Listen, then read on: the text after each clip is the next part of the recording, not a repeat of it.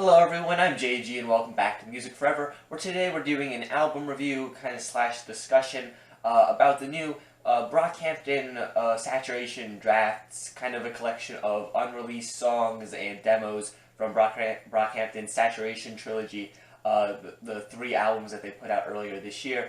This kind of disc of unreleased material was included with the box set that they released, which included all the albums on CD, including this demo disc thing, whatever you want to call it, as well as a documentary, some other stuff. I did purchase this box set. I'm going to be showing it off in my next CD vinyl collection update video, which should be coming in a couple of weeks.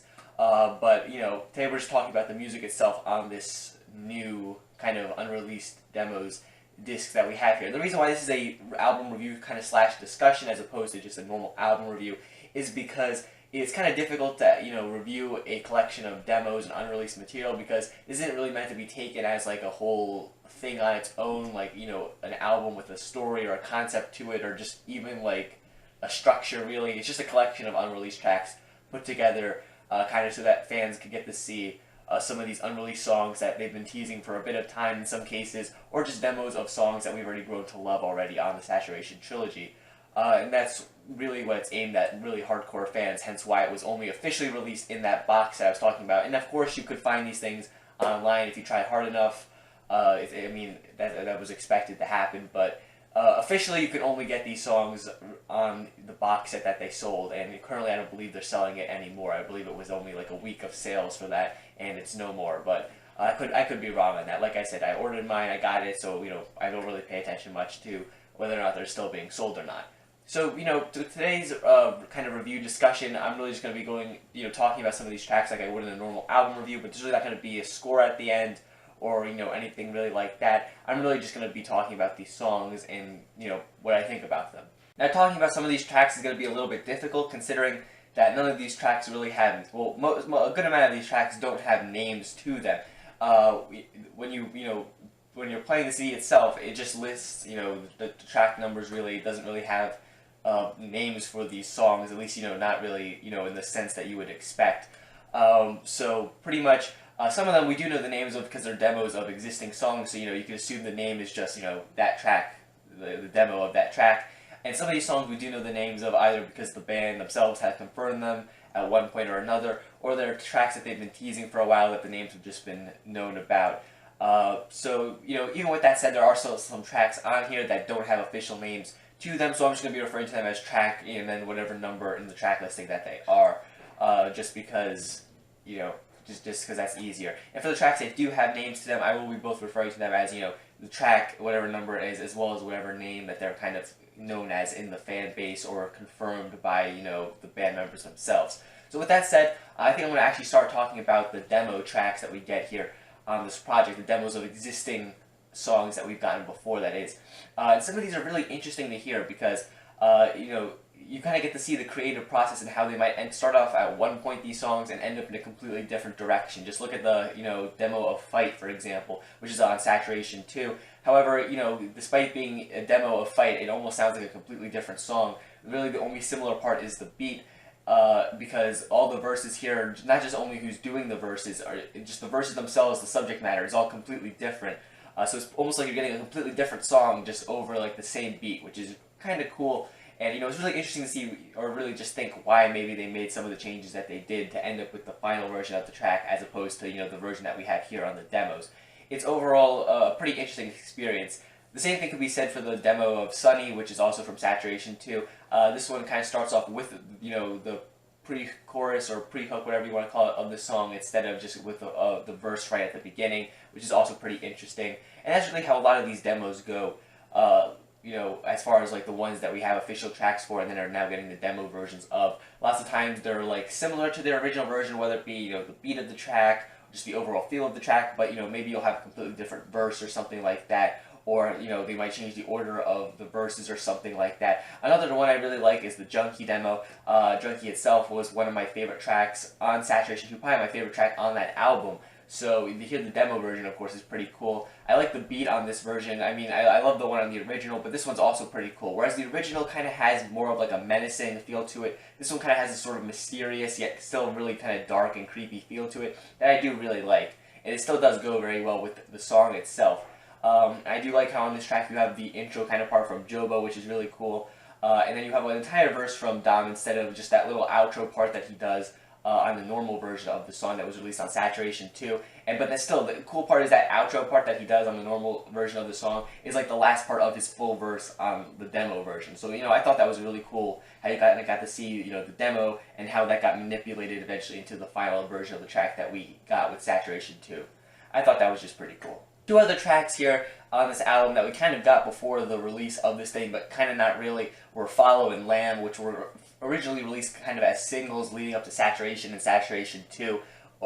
Kind of misleadingly, of course, people thought Lamb was going to be on Saturation 1, but it wasn't. Then they thought it was going to be on 2, but it wasn't really, it was just going to be on the demos the entire time. And for Follow, initially they said that that was going to be on Saturation 3. It was the first single from Saturation 3. That wasn't true, though. That was just, I guess, them trolling or whatever. And I did do a track review of, the video version of the track that they released. Of course, I do inaccurately state that that's the lead single for Saturation 3 in that video, yeah, if you want to see my opinions on that, I guess you could check that out. I do have a playlist on my channel with all my Brockhampton related content, which is going to be linked in the description if you're curious on checking that out. Of course, reviews for all the Saturation albums, All American Trash, some tracks, but, moving on into these two tracks, kind of like I said before, with Follow, the reason why it is, kind of different from the video version is that Merlin's verse from the video version is replaced by a verse from Joba, but everything else in the track is pretty much exactly the same.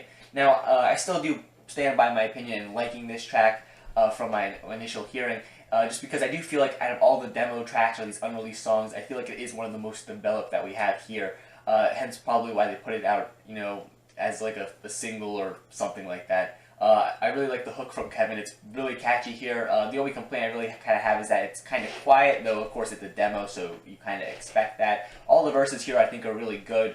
I feel like they're, album quality verses, I guess you could say. And the new one from Joba is pretty cool as well. I do really like it. And I do find it interesting that they include a different version of this track than the video version, because now the video version hasn't been released officially on any album or anything. Though of course I guess you could just watch the video on YouTube and you could hear the song, so it doesn't really matter.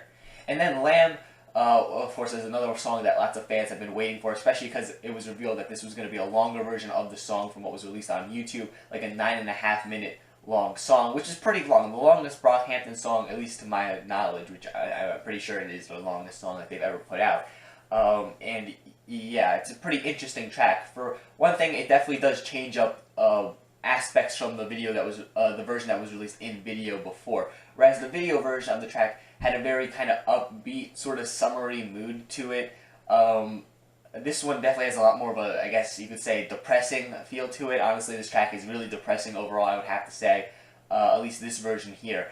It's interesting how you could take, Kevin's chorus on the track, for example. It's the same chorus in both versions of the song, but for some reason, the video version of the track, it sounds so much happier and more triumphant, whereas in this version, it just sounds a lot more, depressing and I'm not sure why that is. Maybe it's the fact that in the video version, all the band members are all there, just really happy and stuff. If you've seen the video, you know what I'm talking about. Maybe that does affect how I view the video version of the track, just because it has that video to go along with it, whereas this version doesn't. But this one here is just a lot more depressing overall, I would say. The verses that we have here are pretty much entirely new. The matte part and the kind of part in the middle of the video version that Kevin does are both removed from this version of the track and are replaced by new verses, which are just really depressing. You could tell if this was a Saturation 1, song, just because, of course, the band is kind of talking about, their decision to move out on their own into, how all the band members live in one house together. Their decision to do this and pursue their careers in music as opposed to, maybe staying in school or having, another job or something like that. Of course, it's a pretty big risk that eventually paid off big time for them because, Brockhampton is now blowing up, of course, with these Saturation albums. They're only getting bigger as the days go by, it seems. So that definitely did work out for them. But you have to remember, before the release of Saturation 1, this wasn't really the case. Saturation 1 was kind of the start of, the Brockhampton hype train that would just kind of continue with Saturation 2 and 3 and all this other stuff that they have going on now. But, prior to Saturation 1's release, that wasn't really the case. And I could definitely see the members being very, I guess, not necessarily concerned, but, questioning their decisions, missing home, not sure if they made the right decision and things like that. And that feeling is really reflected here in this track. Just in these verses, which are very depressing, very sad. I recommend you give it a listen if you're going to listen to any track on this thing, just because I feel like it definitely is one of Brockhampton's strongest moments, just because it really does capture, I feel, probably what they were feeling as a group prior to the release of Saturation 1. And that's just the interesting thing about it. Like, some of these tracks here, I feel like they could be demos for any of the Saturation albums, but this one is distinctly, I feel, Saturation 1, just given the subject matter, because I don't really feel like they could have put something out with quite this depressing about this subject matter, you know, for Saturation 2 or 3, given just how much they've blown up in the last couple of months. But yeah, I do really like this track. I think it's really great, and just, it's overall, yeah, an awesome song overall, I'd have to say. Moving on to some of the unreleased tracks, just, you know, overall for this thing, you have some ones that were kind of teased prior to the release of this album, like just in other forms of Brockhampton videos or, you know, leaks, things like that, like the track Luca, or better known as sometimes Perfect or Perf or whatever, which is the song that plays at the end of the Star music video. This track is one that many fans, myself included, have been waiting for like an official release of for a while now, just because it is, you know, it was at the end of the Star video, which lots of people did see, so lots of people, of course, would probably be excited to see it in a full form, which we do get here on this album, which, you know, it's pretty solid, I have to say. Another one of these unreleased tracks I really like is track 17, which I believe the group confirmed somewhere was named Gemini or something. I'm not sure if that's 100% true, but it's track 17 either way. And this is kind of a Bareface solo track, kind of like Waste or Summer or like the beginning part of Team.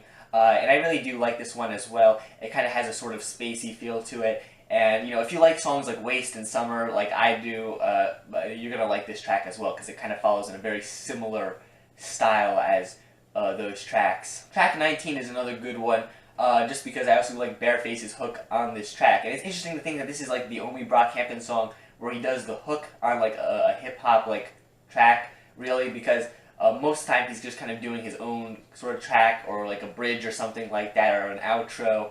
Really, I feel like this is the only one where he does the chorus of the song, where it's a rap song, really, overall, I would say, because, you know, the track Palace from All American Trash, he also does the hook on that track, but it's more of a sung song overall, so, you know, it's kind of different from this one. And it's interesting to think that this is the only time we really heard that here, which I do really like, because this hook here is really good, and the verses sound very nice here as well. This is definitely one of my favorite tracks here overall in this demo collection.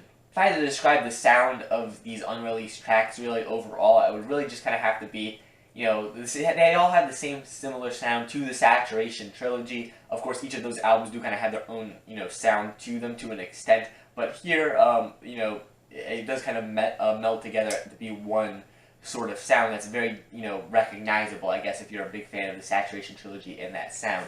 Of course, the tracks are all kind of like demo quality, so they're not the greatest in terms of sound or anything like that. They all kind of feel, to some extent, like they're missing that kind of last, like, finish, I guess you could say, that would make them a, you know, complete, nice Brockhampton track that, you know, could appear on an album. It's kind of difficult to describe, but if you listen to these tracks, you probably would see what I mean. There are a couple tracks I do think sound pretty good on their own, really. Like Lamb, for example, doesn't really sound all that bad. But then again, there are other cuts on here that are clearly demos, just in terms of how they sound on this thing. The lyrics throughout the collection of demos ranges from, you know, being album quality to maybe a little bit less than that. I can see why some of these lyrics maybe weren't kept or changed or, you know, whatever the case, scrapped. Because, you know, not that any of them are particularly bad, but some of them I don't think quite reach the same quality or memorableness as, you know, a lot of the lines that we get on the Saturation Trilogy itself. Though there are still a lot of, you know, lyrics on this demo collection that I think are really good and could be album quality. Like I said, Follow, if that track had, like, you know, the last finishing touches added to it, the volume fixed and things of that sort, I feel like it could have been on the Saturation album if they wanted it to, because I think everything else on the track works at the same level of quality as, you know, you would expect from a Brockhampton song. And overall, that's really kind of what I would take away from this collection of demos overall. That these are, you know, demos overall, so they're not quite at the level as the tracks from the Saturation Trilogy in regards to, you know, having the finishing touches added to them. But overall, yeah, they're very, you know, solid tracks. You could definitely see that if some of these tracks were to be touched up a bit more, they could easily fit onto a Saturation album and sound very good. You know, it's a very solid album, though for the most part I would say this is a thing for hardcore Brockhampton fans, people who, you know, are very into the group, hence, you know, why it was released exclusively with the box set. it kind of makes sense, though. Like I said, if you didn't want to listen to these things, you could probably find them online somewhere. So if these, interest you, or you couldn't get the box set or whatever, I'd still recommend that you check these out, because these are very solid tracks, to say the least. Chances are, if you're a Brockhampton fan and you listen to this, you'll walk away with at least a couple of tracks that you really like from this thing, because this does really cover all the grounds of typical Brockhampton sounding songs. You have tracks like Follow that are just a lot more fun to listen to. You have your more depressing tracks like Lamb. You have demos of existing tracks that will give you a new perspective on some of the existing Brockhampton songs.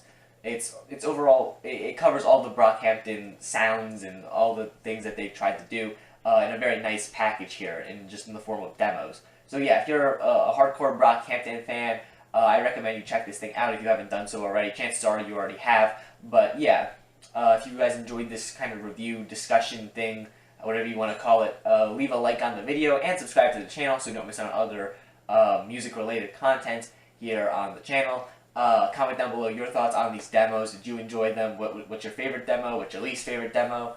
Thanks for watching, guys, and stay golden.